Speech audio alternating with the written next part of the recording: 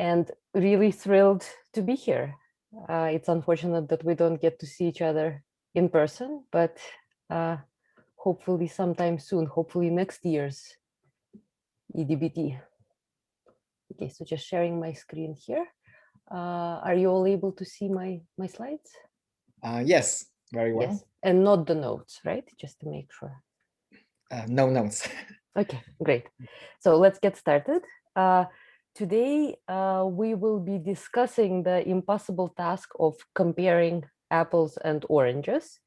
And by that, I mean that we will be chatting about fairness and diversity in ranking. So to start, let us consider a data set of individuals being ranked as shown here in rank order and as a permutation, with item B ranked first, followed by C, etc. So we read this top to bottom.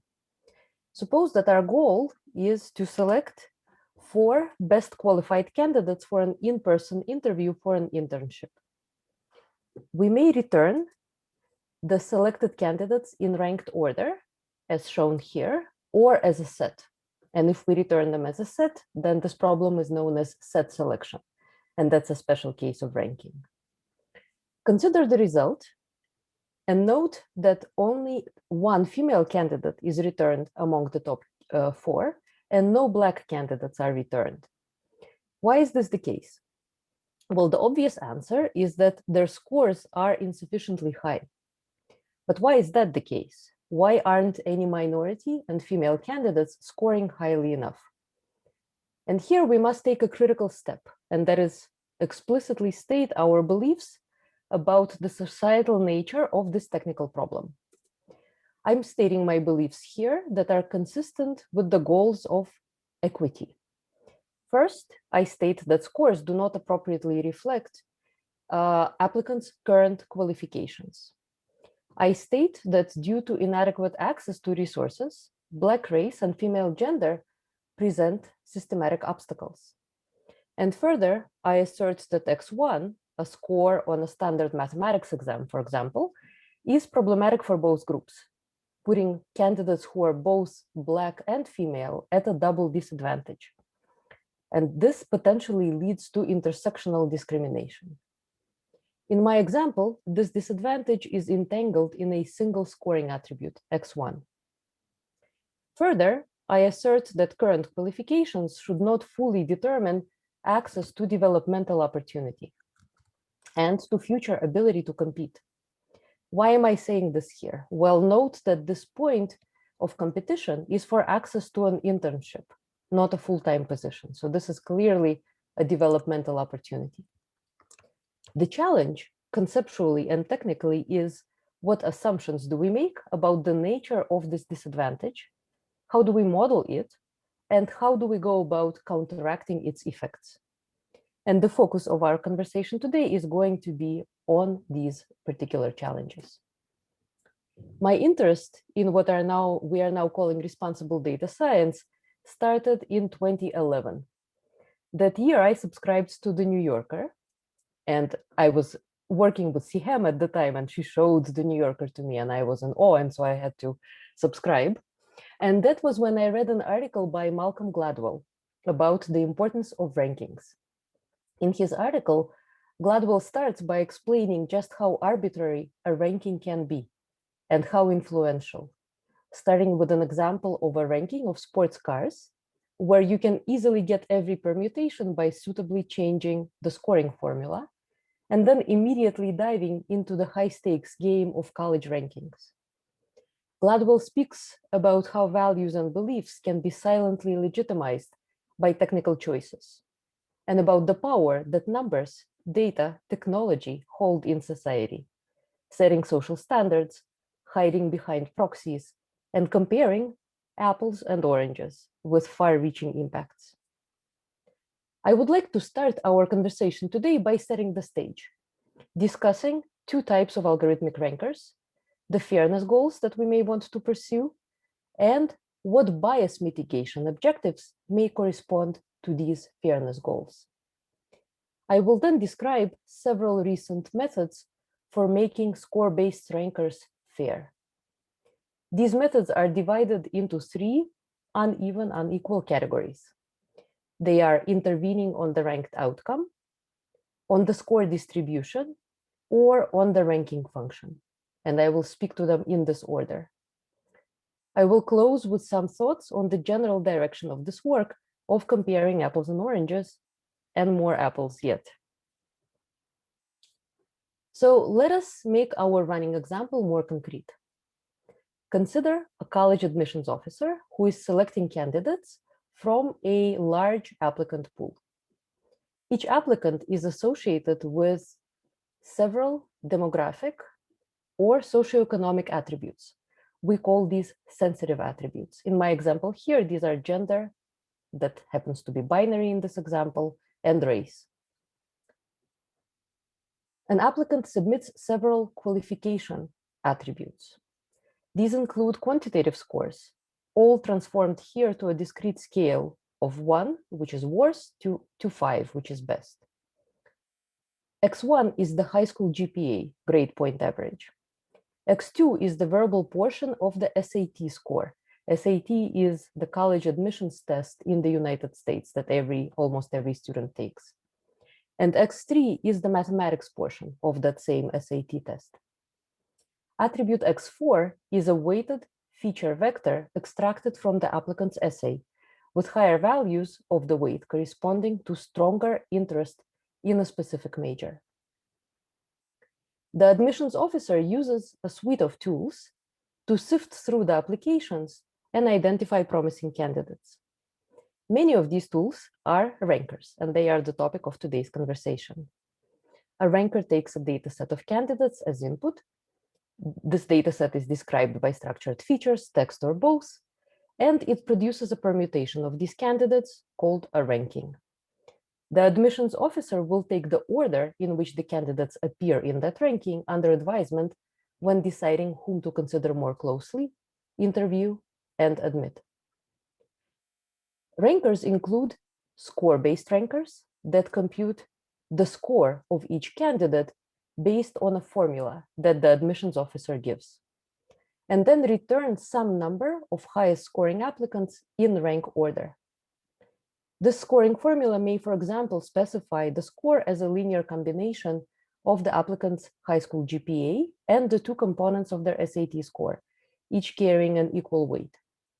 This is how score Y1 is calculated in my example, and ranking tau1 gives candidates in sorted order on that score. Predictive analytics are also among the admissions officer's toolkit.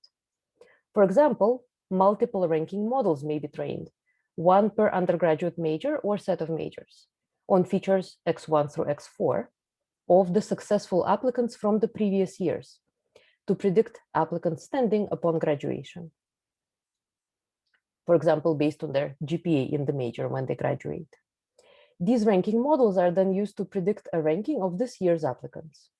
In our example, score feature Y2 predicts performance in STEM, science, technology, engineering, and mathematics, such as computer science, economics, and math, and leads to ranking tau2, while feature Y3 predicts performance in a humanities major, such as literature or arts, and leads to ranking tau3.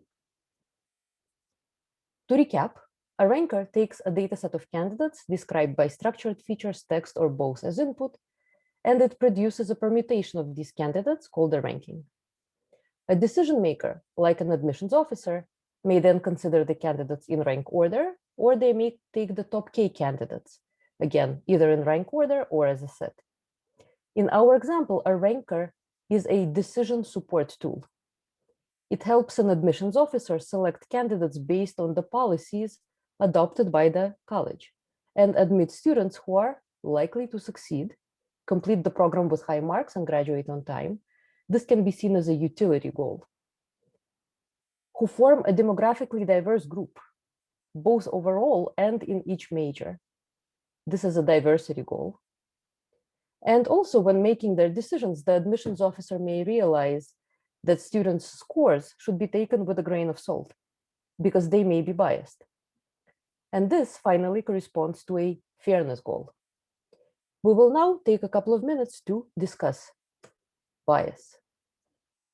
In their seminal 1996 paper, Helen Nissenbaum and Batya Friedman discussed bias in computer systems and categorized it along 3 dimensions, represented here as a 3-headed bias dragon: pre-existing, technical, and emergent.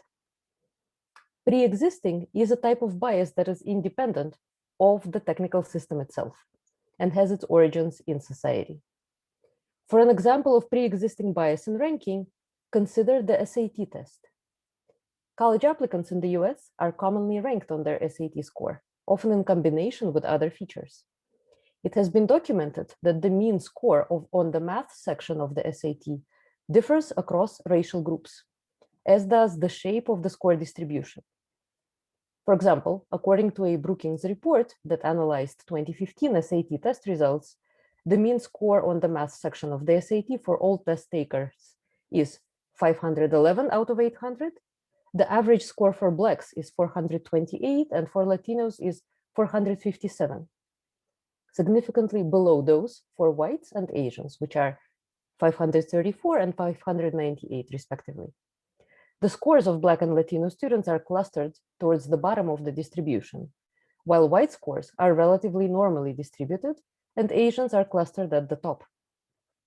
This disparity is often attributed to racial and class inequalities encountered early in life and presenting persistent obstacles to upward mobility and opportunity. Technical bias arises from technical constraints or considerations, such as the screen size or a ranking's inherent position bias, and that is the geometric drop in visibility for items at lower ranks compared to those at higher ranks. Position bias arises because in Western cultures, we read from top to bottom and from left to right.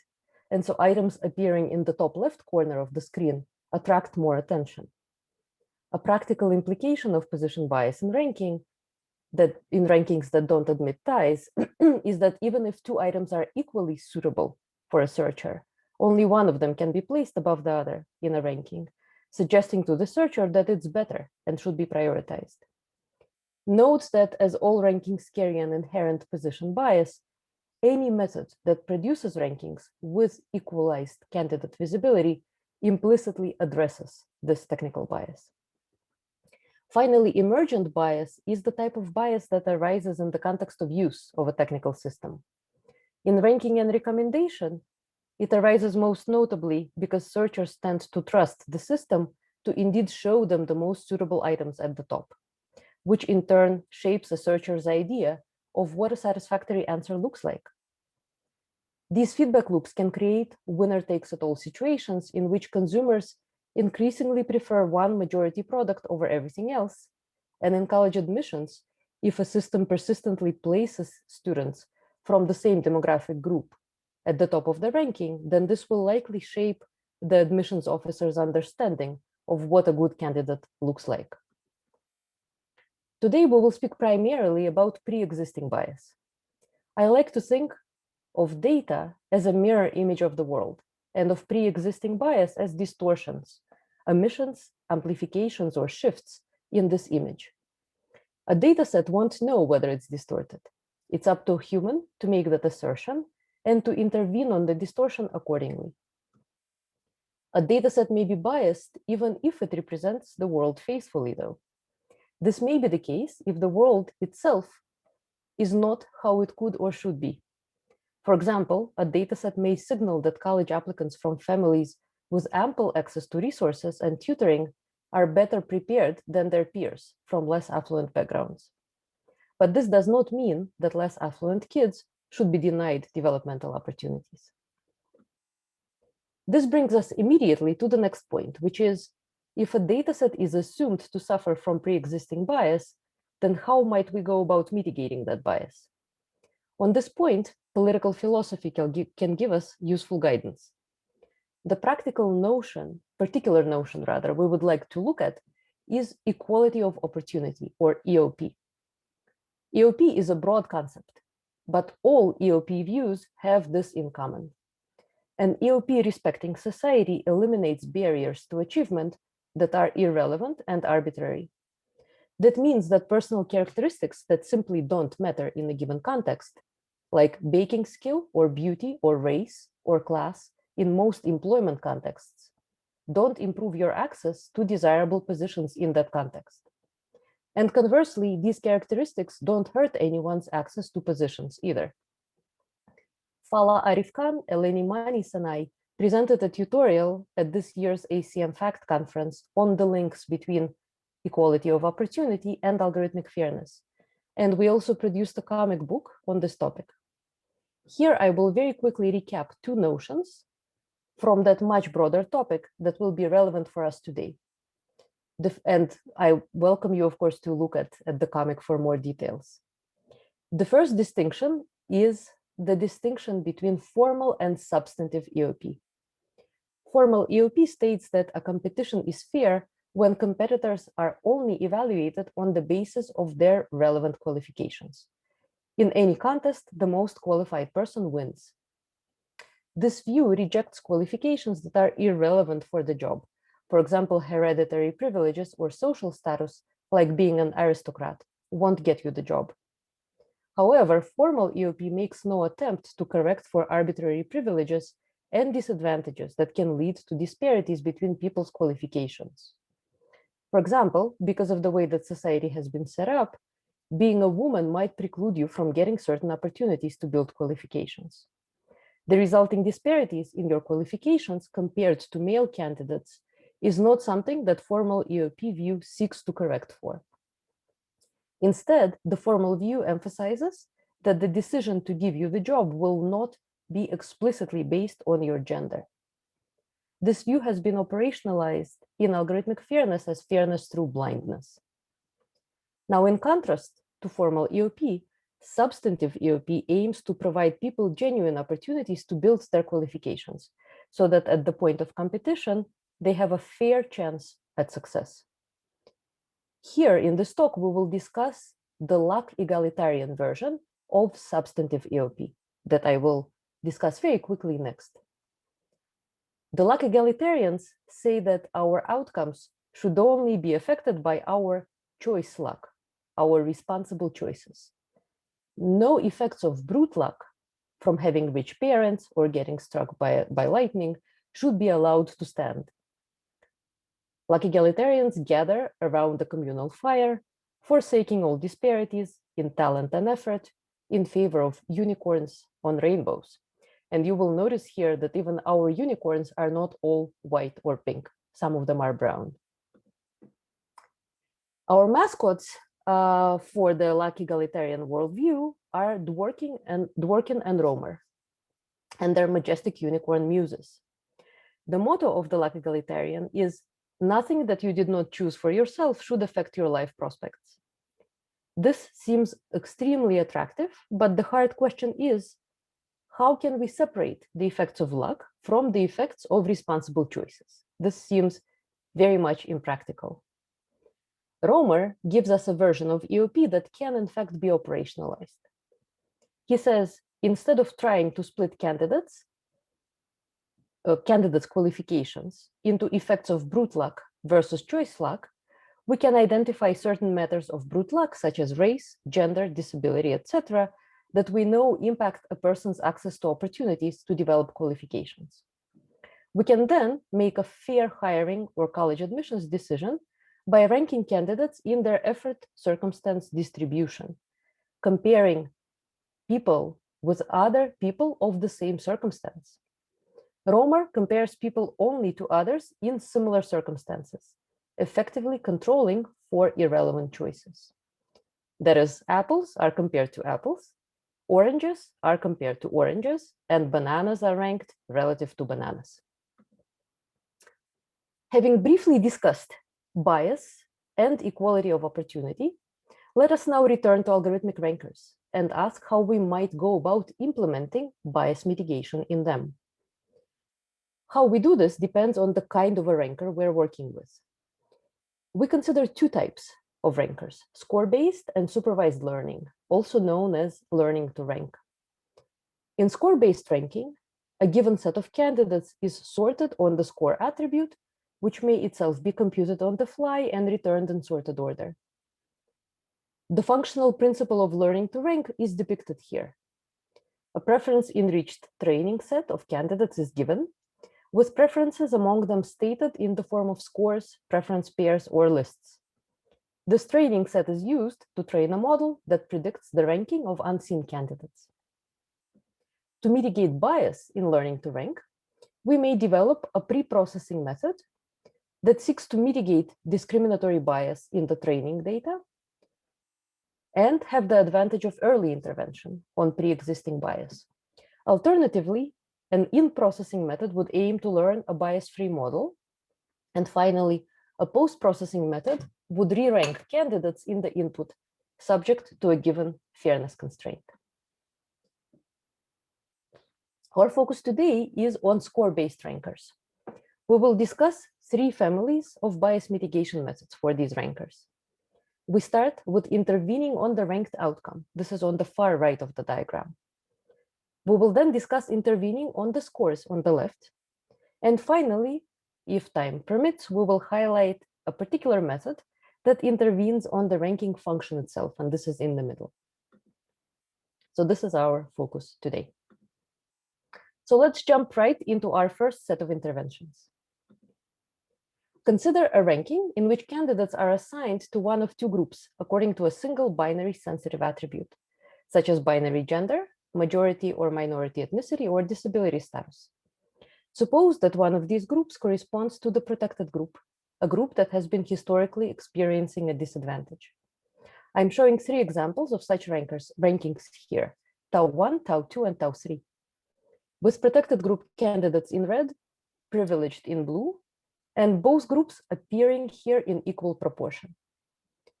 How might we check whether a ranking is fair? And how can we quantify the degree of unfairness of a ranking?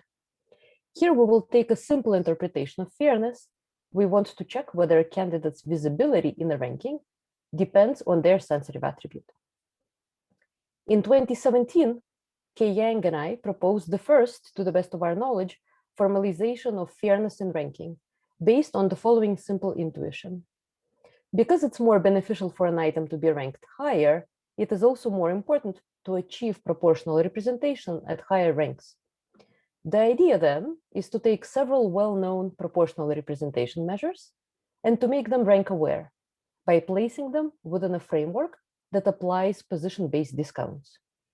What are position-based discounts? The idea here is simple. Here I'm giving a formula that computes, say, the utility of a top k over ranking as the sum of scores of the top k candidates. Let's say k equals 4. This value is 30 for Tau1 at the top 4. Now I'm showing a position discounted version where dividing every score, we are dividing every score by log base 2 of rank plus 1 before adding it to the total. According to this metric, the utility of the top 4 of Tau1 is 20. Position-based discounting is commonly used to quantify utility or prediction accuracy in a ranking. In a similar vein, we use position-based discounts to make set-wise proportional representation requirements rank-aware. Specifically, the idea is to consider a series of prefixes of a ranking for k equals 10, 20, etc., for example, and to treat each top k prefix as a set, to compute statistical parity at that top k, and to compare the value to the proportion of the protected group in the entire ranking. The values computed at each cutoff point are summed up with a position-based discount. Based on this idea, we proposed 3 fairness measures that differ in the specific interpretation of statistical parity that they take. They're called normalized discounted difference, normalized discounted ratio, and normalized discounted KL divergence. I'm showing the normalized discounted ratio here. At each prefix of a ranking, we compute the proportion of members of the red group and the blue group among the top k. Subtract from that their relative proportion in the overall dataset and sum up these values with a logarithmic discount. In this plot, I'm analyzing the behavior of this measure on synthetic datasets with different relative proportions of the 2 groups. They're denoted by different colors. By checking what value this measure takes on, shown on the y-axis, In an experiment in which blue and red candidates are first ranked separately and then merged by a process that decides whether to place the blue candidate above the red by flipping a coin with the probability on the x-axis that we're calling the fairness probability. On this slide, I'm showing another proposed measure called normalized discounted KL divergence that quantifies the expectation of the logarithmic difference between two discrete probability distributions, pk, that represents the proportion in which groups, red and blue, are represented at the top k, and q, that represents their proportion in the overall ranking. RKL is more general than the ratio measure I showed earlier because it can be used for sensitive attributes of cardinality higher than 2. It's also smoother, as can be seen on the plot on the top right, and so can be used more easily in a learning to rank framework. But that conversation is for another time, since we're sticking to score-based rankers today. So to wrap up, this is an early work on fairness and ranking. It works for a single sensitive attribute. And here I'm only showing performance for binary sensitive attributes, male or female, disabled or not. The approach is designed around a relative view of effort. Candidates are ranked according to score within each demographic group. And then a ranked outcome is considered fair if the groups are mixed roughly in equal proportion when the input is balanced. Or more generally, when statistical parity is achieved at higher ranks. This links to luck egalitarian EOP that we looked at. And so I'm giving this a unicorn before moving on. So let's move forward and consider a different setup. Consider the task of selecting 4 candidates among 16 job applicants. Our goals are twofold. The first is diversity. We wish to include 2 candidates of each gender and at least 1 of each race. The second is utility, maximizing the sum of scores of the selected candidates subject to diversity constraints. This problem was proposed in 2018 by Selis, Strazak, and Vishnoi. They called it the constrained ranking maximization problem and studied it formally. We see an instance of this problem here. In the example shown, diversity constraints are satisfiable. I'm denoting the selected set with pink check marks. However, as was shown by Selis and co-authors, this problem can be seen to generalize various NP-hard problems such as independent set, hypergraph matching, and set packing, and so it is hard in the general case. It turns out that even checking if there is a feasible ranking is NP-hard. The authors show that a special case of the problem, in which each candidate is assigned to at most 1 group, and so the assignment introduces a partitioning on the set of candidates, can be solved in polynomial time. And it's clear intuitively how to do this. The authors also investigate approximability under different assumptions about the sensitive attributes, the diversity constraints, and the properties of the utility metric that they use. Note that this example is deliberately constructed to highlight disparities in scores due to pre-existing bias on gender and on race. All male candidates are ranked above all female candidates of a given race, and all whites are ranked above all blacks, who are in turn ranked above all Asians. For this reason, imposing diversity constraints leads to a substantial drop in score utility. The unconstrained set of candidates, the top 4, that includes A, B, C, and D, would have a total utility score of 68, while the set that I selected with pink check marks has a score of 53. But our problems don't start here, don't stop here. If we consider the selected set more closely, we observe another issue, and that is we picked the best according to score white and male candidates A and B, but we did not pick the best Black, Asian, or female candidates.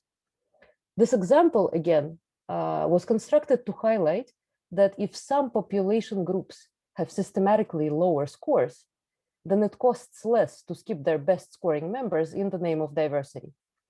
This runs contrary to the nature of the diversity objective itself, which is to equalize access to opportunity. And so what might we do?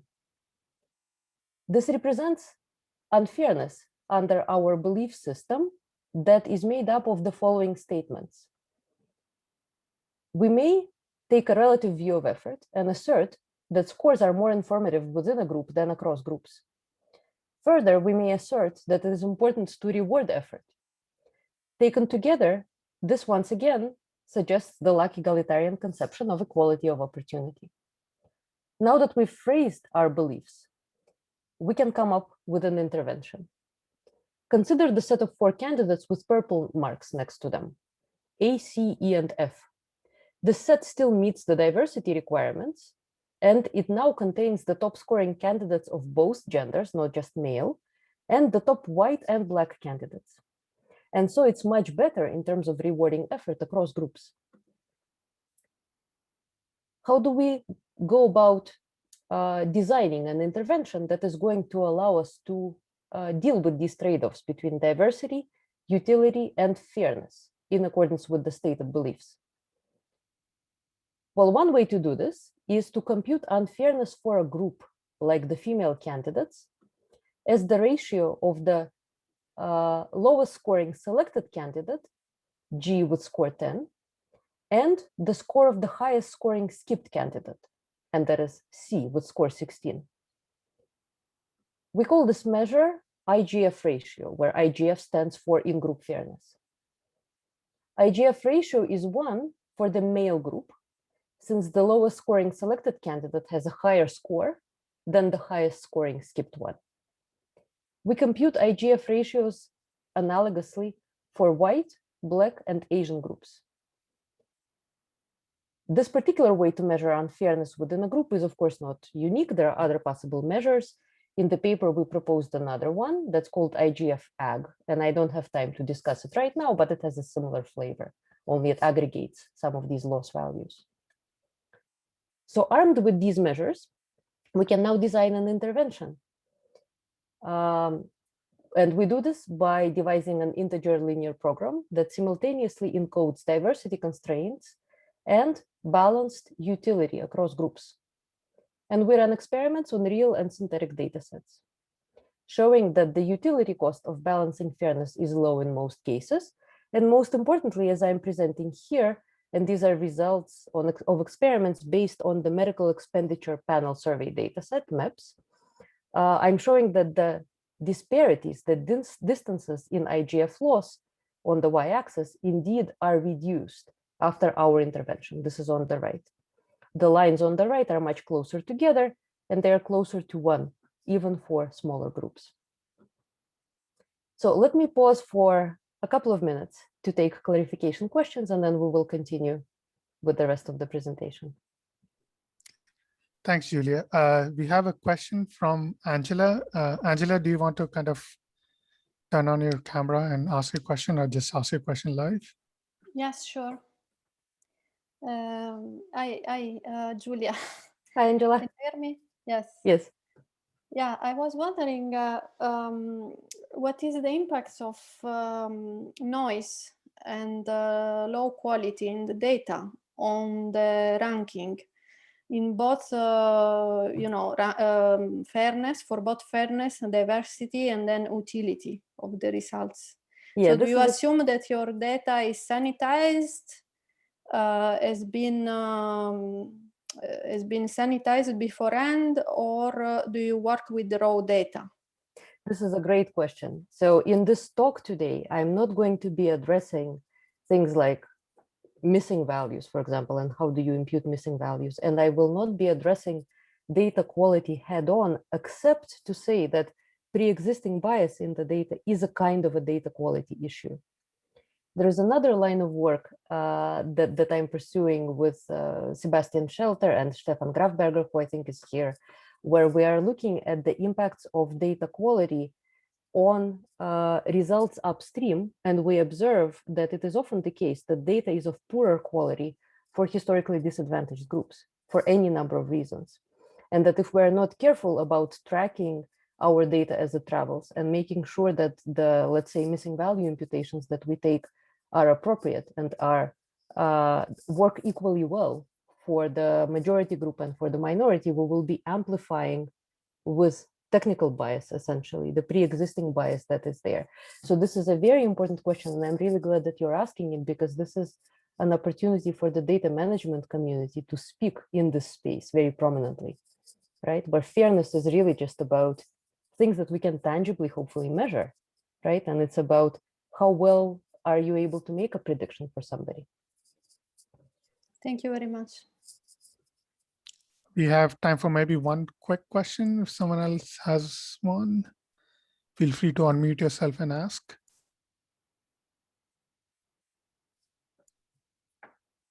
And I'm also going to be happy to stay after the talk for as long as people like. All right, so maybe people will warm up towards the end. So why don't we continue, Julie, and then we'll Okay, take sounds questions great. at the end. Sounds great. All right. So you can still see my slides, right? Okay. So we're moving now to another set of interventions, and these are intervening on the score distribution. So far, we considered several methods that intervened on the ranked outcome with the help of representation and diversity constraints that I discussed. And now we will discuss a method that, while still intervening on the outcome with respect to a given data set of candidates with whatever their scores are, take a step towards analyzing the score distribution of the candidates. And so it will move us into the next category. And here we need to consider the task of hiring a job applicant. Our goal is to hire a candidate, a single candidate with a high score. And we have to do this in an online or streaming setting. Candidates arrive one by one. Their score is revealed when they are interviewed. And you, the decision maker, have to decide on the spot whether to hire them before interviewing the next candidate. So here's how that works. You're interviewing people and their scores are revealed, and the higher score is better. And the question is, at what point should you stop your interviewing process and make a call to actually hire someone? You may assume that the number of candidates is known ahead of time, that's 6 in my example, and that they are arriving in an order that does not depend on their scores. This, of course, is the famous secretary problem. Stated more formally, the goal is to pick one element of a randomly ordered sequence to maximize the probability of picking the maximum element of that sequence. The provably optimal strategy is as follows. Consider and reject the first S candidates computed as the floor of n divided by the number e, 2 in my example. Record T, that is the best seen score among the first S candidates. In our example, that score is 4. This first part is known as the warm-up phase. We use it to get a sense of what a good candidate looks like in our pool. During the warm-up phase, we don't hire anybody. But as soon as we're able to produce this estimate, T equals 4, we're going to hire the next candidate we see whose score is better than T. And so in our example, the end of the warm-up phase is at 1, T is at 4, and we hire a candidate with score 5. So we did pretty well. This is the second highest scoring candidate in our sequence. We now continue with the online setting, but consider a different question. And that is, how might we go about selecting 3 candidates with at least one of each gender, male or female, blue or pink? And as before, the goal is to maximize the total score of selected candidates, subject to the diversity constraints on gender.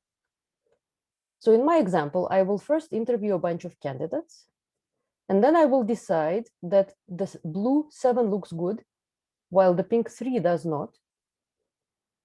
This is the end of warm-up, and then I will hire the blue 8 and 7. I will forgo the pink 4 and the pink 2. And at the end, I will be forced to hire the last remaining pink candidate with score 1 to adhere to my diversity constraints. And in doing so, I'm foregoing higher scoring pink candidates. This is problematic, again, under the already familiar lack egalitarian equality of opportunity view. The problem is that in my strategy, I've taken an absolute view of effort. And this corresponds to Rawlsian EOP that we didn't discuss, but that's essentially what we take it to mean, rather than a relative view of effort. So how do we go about addressing this issue, operationalizing our beliefs? We devise a different strategy. where we estimate scores separately per group. Then the pink 3 will look good during warm-up, and we will hire the pink 4. We developed several methods that work in this vein in the paper and ran a systematic study to show that per category warm-up is crucial if we expect there to be differences in score distributions across groups. I'm showing this here in more detail because this is an important, intuitive, but important result. In our experiments, we showed systematically that when a score distribution difference is expected between groups, in this example, the A's are blue, and their scores are lower than the scores of the B's that are in green, then having per group warm-up is crucial.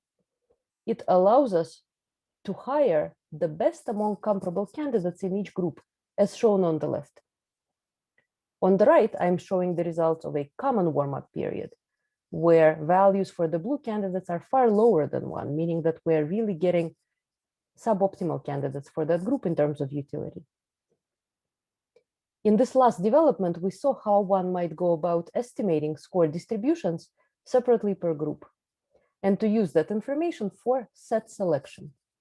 In what follows, I will discuss a method that intervenes on the score distributions themselves to level the playing field. So for the final method in this segment, consider again a dataset of candidates with specified gender and race.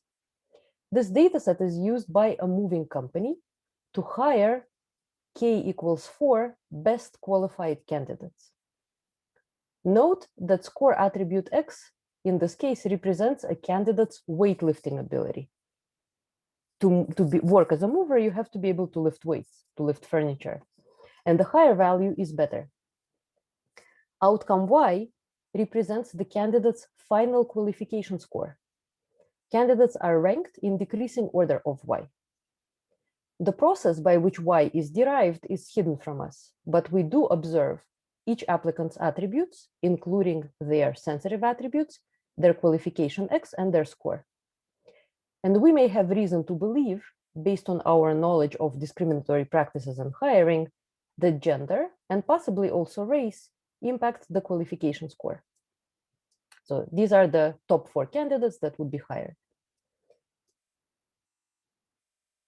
Once again, the problem we observe is that weightlifting ability may depend on race and on gender. Now, what are our beliefs? We state our beliefs here in the form of a structural causal model, or SCM. An SCM is a directed acyclic graph where vertices represent observed or latent variables, and edges indicate causal relationships from source to target vertices. The arrows pointing from gender and race directly to Y encode the effect of direct discrimination, explicitly taking into account gender or race when making hiring decisions. We want to check whether such links exist in our data, and if so, to break them, and they're shown here in pink. Additionally, the SCM can encode indirect discrimination. G and R both impact Y through weightlifting ability X. X is called the mediator variable. Now the question is this actual discriminatory signal, or is it useful signal? Should we allow gender and race to impact X, weightlifting ability? Now we have the flexibility to state that the impact of race on X is determined to be in effect in our data set. If it is determined, then it would be disallowed. So we're going to color that edge from R to X pink, meaning we don't accept that there should be any impact of race on perceived weightlifting ability. However, the impact of gender on weightlifting ability can be considered legitimate. The statement that we want to make is that given an equal ability to lift weights, neither race nor gender should matter, and in particular, gender shouldn't matter. So the SCM on the right encodes these beliefs. In it, X is treated as a resolving mediator with respect to gender, but not with respect to race. And this is denoted by the color of the edges. How do we go from our beliefs stated as a structural causal model to an intervention. The idea is to compute scores, treating each individual in the sample as though they had belonged to one specific intersectional group, Black women in this example, because they are doubly disadvantaged, and then rank on these scores. In a nutshell, the counterfactual score Y is computed by replacing the observed value of a sensitive attribute, for example, white male, with the counterfactual value, Black female, and then propagating this change through the DAG. Any direct descendant of gender or race has its value changed by computing the expectation for the new value of the sensitive attribute. And this operation is iterated until it reaches all the terminal nodes that are descendants of any of the sensitive attributes. If a mediator variable is non-resolving, then its value will be set to its counterfactual value in the process. If, however, it is designated as resolving, then we keep its observed value. The framework supports mixed resolving variables of the kind used in this example. When gender is treated as resolving with respect to weightlifting ability X, but race is not, we depict it as this. The resulting ranking will be counterfactually fair, and we will use it to assign outcomes, to decide whom to hire. For example, in the case of a mixed resolving variable, in the counterfactually fair ranking, the outcome, the rank distribution, is the same for each person based on their actual data as it would have been in a counterfactual world where their mixed resolving variable was influenced by one set of sensitive attributes, but not influenced by another set. For intuition, you can imagine that all individuals in the data set who have sufficient weightlifting ability, whether they are men or women, white, Asian, or Black, will look like Brienne of Tarth from the Game of Thrones, only darker, like in the image here. Additional details, including experimental results that showcase the flexibility of our proposed method, can be found in the paper. I do have just a couple of minutes, so let me zip through intervening on the ranking function by looking at the geometry of score-based rankers. And here, actually, I might, for the most part, skip it, but the idea here is that when we are given a data set in which there are item scores and we know what the scoring function is on which we will rank, that scoring function is specified by a decision maker using weights that may be arbitrary. For example, a user may say that attributes x1 and x2 have an equal weight in the score. And why not 0.45 of x1 and 0.55 of x2? This choice is more or less arbitrary, but there can be very significant differences in terms of fairness that a particular ranking function produces. And so the goal of this work that was led by Abola Sude and was done in collaboration with Jagadish and Gautam Das is to find a fair ranking function f prime by choosing a combination of weights that would be similar to the original function f and yet would be fair according to some fairness oracle. And this is done through a very nice geometric interpretation.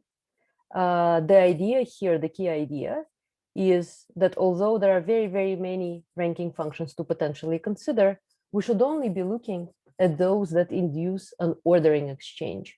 And these are the ranking functions that change the relative order between some pair of points in a data set. Because these are the functions where the oracle may change its mind and consider the outcome fair that was considered unfair before. So now some closing thoughts.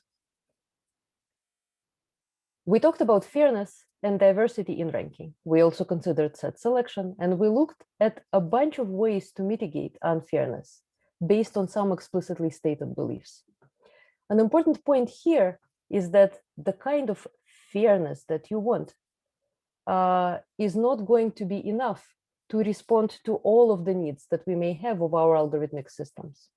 And I'm depicting this here by saying that an answer to what is fair is in many cases what it is that we can make transparent about the particular data set that we have, the ranking function that we have, and the overall context of use of the system that we're considering. So in response to this need to enable transparency and explainability in rankings, we have been developing tools that we call nutritional labels. So I'm showing here a particular nutritional label called Ranking Facts that was built by my talented student Kei Yang in collaboration with several others listed here, and that presents ranked results to a user, a decision maker, or somebody being affected by these results in the form of visual widgets that contain a recipe explaining what the scoring function is in this case, the ingredients explaining what actually mattered for the ranked outcome.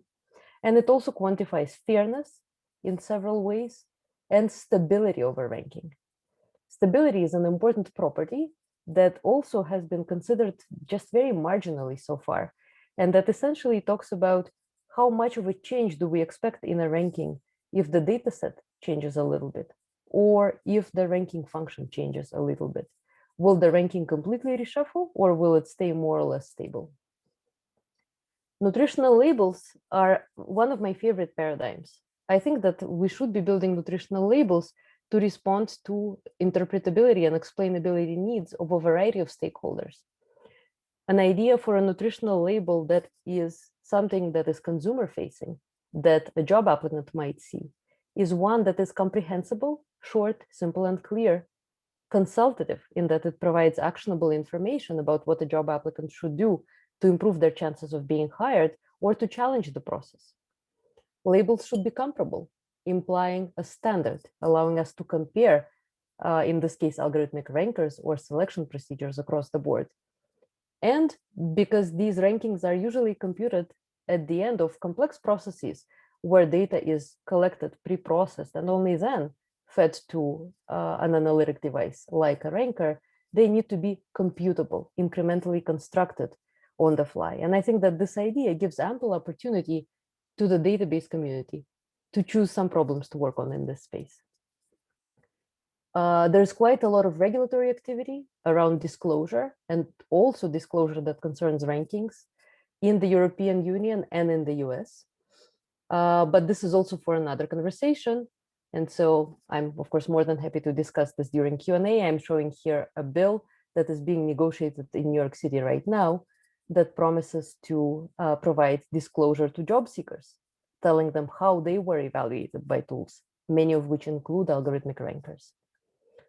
I'm going to skip this. This is very interesting work by Abola Sude, where he designed a geometric method for reasoning about stability of rankers and for designing rankers that are more stable.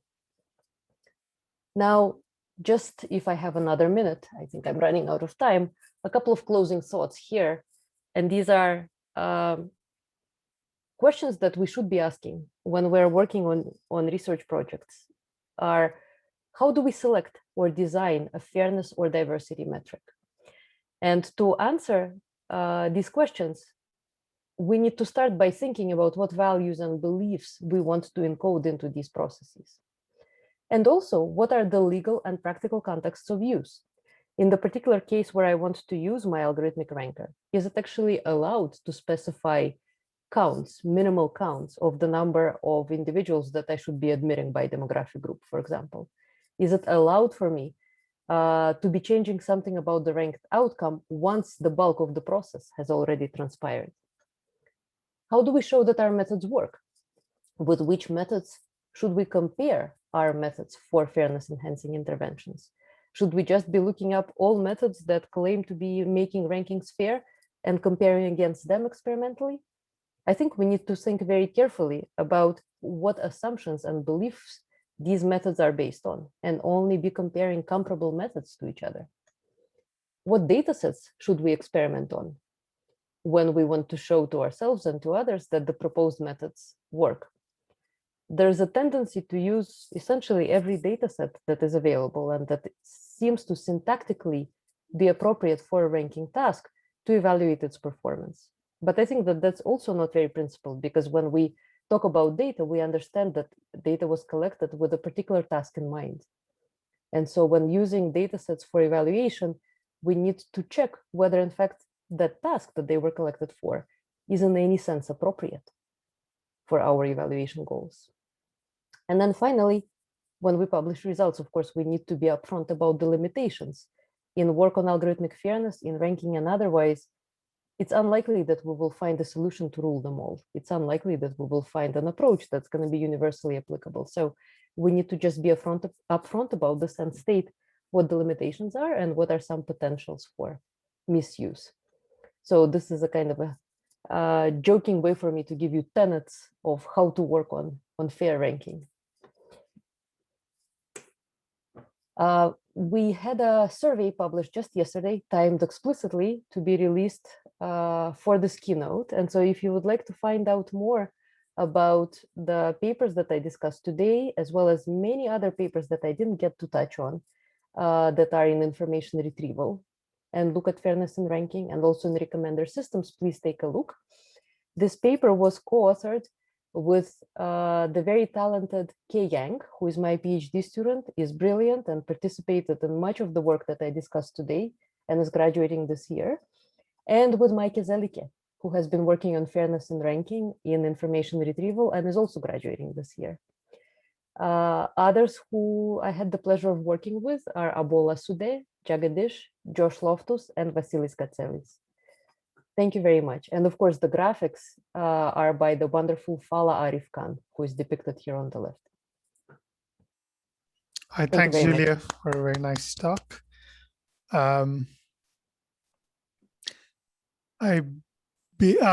Just some quick operational notes. If you want to stick around and talk with Julia more, this Zoom meeting room will continue. And this is kind of the discussion room. We have a question from Sahem. Do you want to kind of speak up? Yeah, thank you, Julia. This is such a great talk, and as usual, very elegant. So I had a bunch of questions. I think maybe I'll just select one or two, but one thing that seems to me very important is this. I mean, there's this assumption that we know what the sensitive attributes are and the discriminatory patterns are. And so as soon as we know that, then we can reason about all of that algorithmically and then say, you know, that we can look at group fairness based on those attributes. But at the very beginning of your talk, you started hinting at, and maybe I got it wrong, the fact that, you know, the discriminating based on other things than these attributes, these known or sensitive attributes, is the problem. You know, such as pre-existing conditions, and I'm wondering, just from as a computer scientist, you know, how can we look beyond, you know, these predefined set of attributes that define, you know, the groups that we're, you know, that are considered discriminated against or not? Do you have any thoughts about that? Yeah, that's a wonderful question. Thank you, Sihem. I have a couple of thoughts, and one of them is that even if we know what some attributes are based on which we know that there has been discrimination and that are legally protected, right? Even in that case, it's difficult for us to understand whether signal that comes from these attributes is legitimate and in what way these attributes are linked. So there is this paper that we are now reading and following up on called Race as a Bundle of Sticks that talks about how you even define race, for example, right? And then one example here is race and disability status in the United States are non-independent. People who are African Americans receive lower levels of care and so are more likely to become disabled, right? So how do you draw these structural causal models, let's say, right? In which there is a dependence between protected attributes, and how do you reason about these dependencies? Is it actually a practical method that you can operationalize? So that's one point. The other point, Sihem, that you're making again is very, very important, and that is we know, coarsely speaking, what the groups are against which we are protecting legally today. But taking disability status again as an example, and I'm showing here the New York City bill that is being negotiated.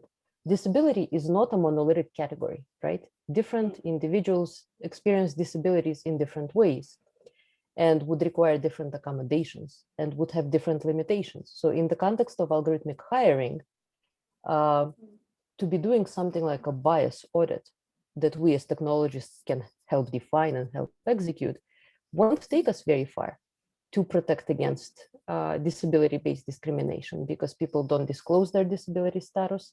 And even if they do, again, it's not a monolithic category. So there, I think that the answer to this question of what is fair is what can we make transparent, and where can we and how can we enable meaningful, actionable recourse. For example, by showing people a nutritional label, by showing a job seeker a nutritional label that says, you weren't hired for this position because you weren't able to quickly enough tell apart red dots from green dots on the screen. And that's a dumb example, but it's somewhat realistic. And then they would say, oh, of course, because I'm colorblind, I cannot tell apart these dots. So I'm going to go and challenge you and say, you should not be asking me this because this is discriminatory, A, and B, it has nothing to do with the job for which I applied, right? So what can we make fair? I think, again, it's very difficult, but it hinges on what can we make transparent. And I'm going to show my favorite picture here. I'll leave it up. My students didn't know immediately what it represents. I hope that you all do. I hope that answered at least some of your question, meaning it's hard. Did. Yeah, it did. Yeah, of course. Yeah, thank you. Yeah. If there Thanks, is no Sam. other question, I do have one, but I have to go. But I don't know. Yeah. Okay. So what do you think is the best way to implement affirmative action from the perspective, of course, of what you've presented, right? The interventions on data, the interventions on the rankings at the end, or on the scoring function itself from a technical viewpoint. I think it depends on where you can use the technique. It's very difficult for us to say things that are going to hold true in the context of use, right? So I actually think that as much as you can do at the pre-processing end, that's always better, right? But you also need to know how your data is going to be used to make these decisions. And so that essentially compels you to know the entire pipeline ahead of time. It's really, really hard to say. I mean, I'm a big fan, as many others these days, of causal methods. And this is why I ended with structural causal models. But they also have their challenges, right? You actually need to know that the model you're postulating makes sense, that it's appropriately capturing the legal context and the value frameworks, and that you're able to recover the structure that you're looking for from the data. So it's hard to answer that question. Yeah, thank you. All right, thanks, Sam. If anyone else has a question, feel free to unmute yourself and ask your question. Please do turn on your video if you can. Maybe I have a last question. No.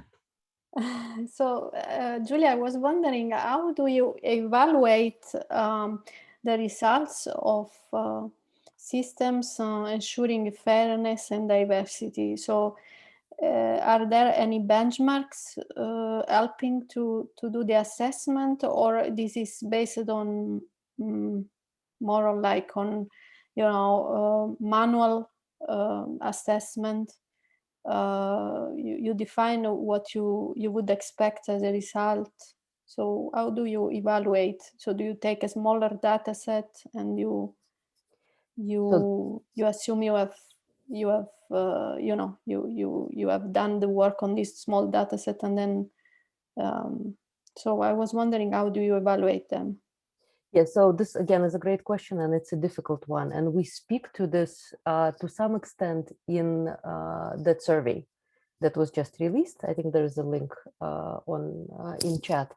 So there are data sets that people have been using, in particular in fairness and diversity in ranking that I've been speaking about today.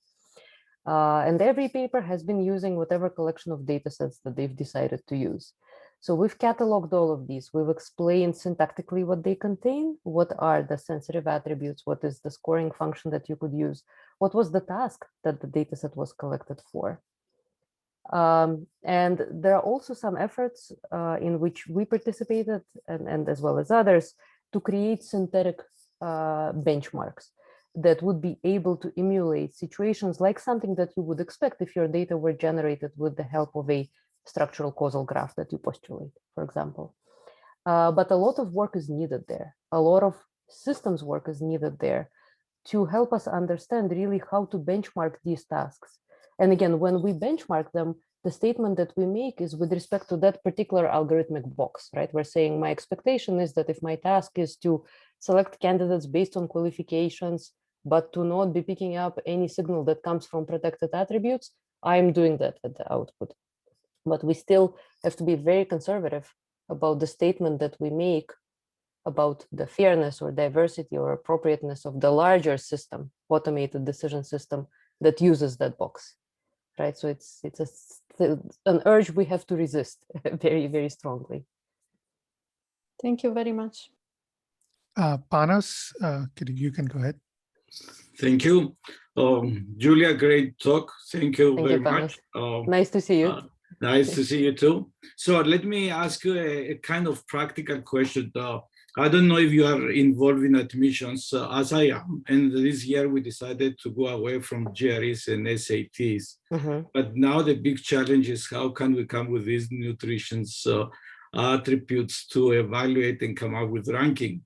While we are stuck with the standard application at this point. I don't know if you have some thought on that or if you have experienced this challenge. That's, again, a very, very nice and very important question. We also are moving away from GREs, and I think that that's a really good decision to be making. But then, as you're saying, the question remains, what are the actual qualifications and attributes that we think will give us useful signal, especially when we're trying to compare people who are coming from different backgrounds. Like in the US, of course, we have people from all over the world. We're not going to know the standards at the particular schools where they went to undergrad, for example. So how do we admit them? So I've been involved in thinking about how to create nutritional labels for algorithmic hiring rather than college admissions or graduate school admissions. So it's a different domain, but I think that the same intuitions to some extent will translate there. And the move that we are hoping to make in algorithmic hiring, in the oversight of algorithmic hiring tools, is that there has to be a nutritional label attached to the job ad that says, here are the qualifications that everybody needs to have.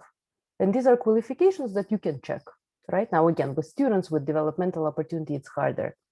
But if there's a qualification for a job, like this is a certificate or pass this test, and this is the score that you should have those before you apply.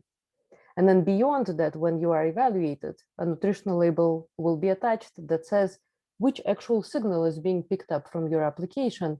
And my hope, at least, is that essentially everybody, if we're able to define concrete requirements and characteristics, everybody who passes that screen, from that point on, we just do stratified random sampling to check our diversity constraints, because any other signal that comes through is going to be arbitrary at best. So the difficulty is coming up with these criteria, right? And maybe in college admissions and school admissions, it is about stratified random sampling. I agree. That's why I asked that question. Maybe this is something to think about, maybe collectively, because, you know, all of us, so far we jump on the bandwagon of GREs and SATs, and we make all these judgments, even though that we are well aware that there is a lot of bias, as you nicely articulate. So maybe this is something to think. Sihem maybe is here, that the DNI effort should consider coming with this application or nutrition labels for admissions and collectively. That's a great idea. So the main point there with admissions is that it would be very important to look at the actual data sets and processes, right? And as you know, at least in the US, admissions offices are very secretive about the processes and the data, maybe for a good reason, maybe for a less good reason, right? They're worried about being sued. So if any of us have access to the right people, to the right data, I think it would be very much a worthwhile thing for our community to work on. Hopefully we can start with the graduates that admissions that they are mostly controlled by the department. By our departments, yeah. Yeah, so I have access to those. I don't have the undergraduate, but that is something that I'm currently struggling, as I said, because we make the conscious decision to go away from GREs, and we want to continue to be fair. Thank you so much. Great talk. Thank you. Thanks. Does anyone else have a question? You can go ahead, unmute yourself.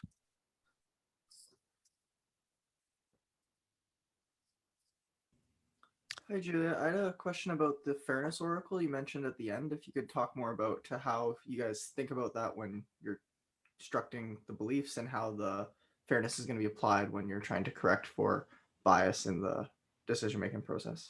Yeah, so the fairness oracle is a kind of a mental construct, really. So suppose that there was a fairness oracle. Suppose that there existed a box that you could give a ranking to, and it would tell you whether or not it's fair. And it can be as simple as just, does the ranking meet my, say, diversity or representation requirements at the top K or in every prefix of the top K. It could be as complex as checking whether the people that are being selected are uniformly around the top of their respective groups, right? So am I not only selecting the top scoring white men, but then just some black women from the bottom of the list, right? Or a random sample. So your oracle can encode whatever value framework, whatever belief that that you would like. And the question that was asked in that paper and that Abol Asuder answered convincingly, very nicely with the help of computational geometry tools is, how would you then navigate the space of all possible rankings, assuming that your scoring function is based on attribute weights in particular, and it's a monotone aggregation of these weights. But yeah, this is basically just pushing it under the carpet, right? That carpet now is the fairness oracle box. Thank you. Any other questions?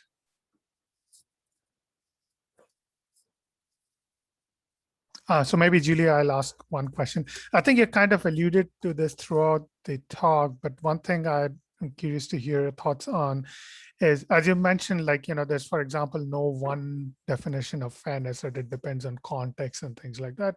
And one of the things we do as computing folks is we are very much enamored with the technical stuff, right? So give us a definition, we'll build the system to do it.